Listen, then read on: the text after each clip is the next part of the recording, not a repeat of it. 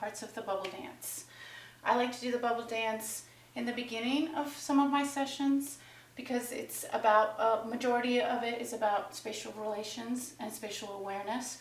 So if the children can't properly navigate through space without bumping into anybody or anything, then as a dancer, I'm going to have some hard time. I guarantee once you do the bubble dance, you will get asked to do it again and again and again. So, here we go, bubble dance.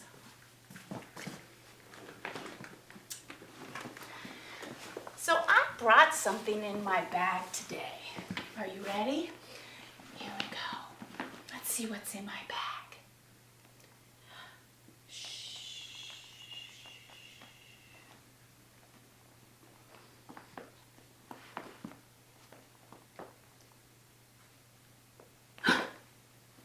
What is it? What do you think is in my bag?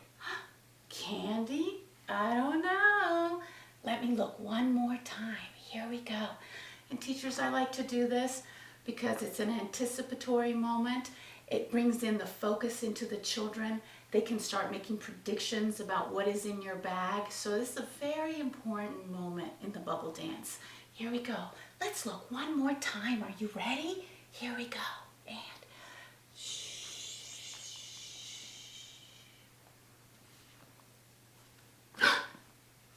what is it? Let me look. Plus, it's social emotional because they're reacting to the surprise.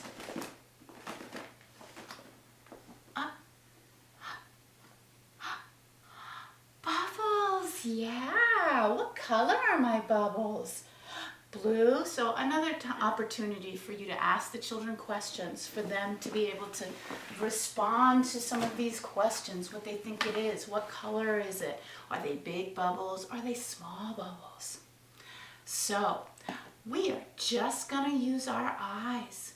We are not going to use our hands in the bubble dance.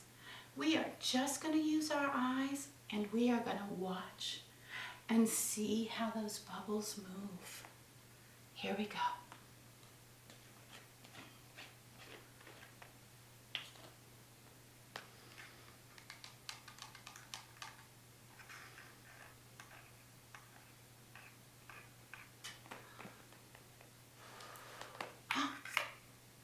Did you see that? Did you see that? What did you see? So again, asking them questions, asking them to describe what it is that they're seeing. Usually I do this a couple of times. Some of them are going to get up and jump and try and grab the bubbles, and that's okay. Most children are used to smashing those bubbles, and that's generally what their reference with bubbles is. So I would do it a couple of times, and then I would say to the children, you know what I saw? I saw one bubble. Everybody, can you show me your bubble hands? Yes, and then I saw another bubble. Let me see your bubble hands. Good. And the bubbles got closer and closer and closer, and then they went around each other. Yeah? Yeah, just like that, around each other. Good. So I'm going to blow some more bubbles, and let's see if you can see that one bubble, that second bubble, and they get closer and closer and closer, and they go around each other. Yeah? Let's watch one more time. So then I would do it one more time. And then I would say, I'm going to put my bubbles away. But guess what? You're going to be a bubble, and you, and you, and you, and you, and we are all going to be bubbles, and we are going to float around the room, and we are not going to crash into anybody or anything. Are you ready? Here we go.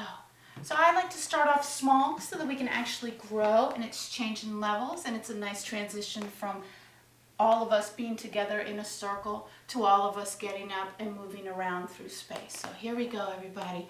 Start off tiny, tiny, tiny, tiny bubbles. Are you ready? Help me count to 3, please. 1, 2, 3, and get bigger. Get bigger. Get bigger. When I count to 3, I want you to show me the biggest bubble you could possibly be. 1, 2, 3, and show me your bubble. And here I take an opportunity to actually guide them through some different movements with their bodies, ways that they could change their bubble. I do this because I like to go to side to side. Children generally don't go side to side like this, which is why I throw it in there, but you can do whatever you want. Here comes the wind. Are you ready? When I count to 3, we're going to start floating around the room. Here we go. 1, 2, 3, and float. And generally I float around the room a couple of times. And I'll throw in a stop every once in a while. 1, 2, 3, and freeze, Bubbles. And you can go do a couple of things. You can change your freezing shapes before you float around the room, or you can start it all over again at a low level. And that